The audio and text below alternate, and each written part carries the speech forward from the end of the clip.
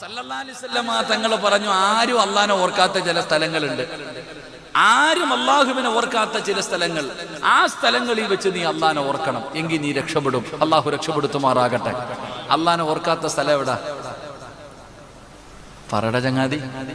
അള്ളാഹിനെ കുറിച്ച് അധികം പേരും ചർച്ച ചെയ്യപ്പെടാത്ത, ഓർമ്മ വരാത്ത ഒരു സ്ഥലമുണ്ട്. ഇവിടെ ഈ മാർക്കറ്റിന് എന്താ പറയുക? മീൻ കച്ചവടമൊക്കെ ചെയ്യുന്ന സ്ഥലം മാർക്കറ്റ്. മാർക്കറ്റിൽ ആരെങ്കിലും അള്ളാഹിനെ കുറിച്ച് ചർച്ച ചെയ്യാറുണ്ടോ?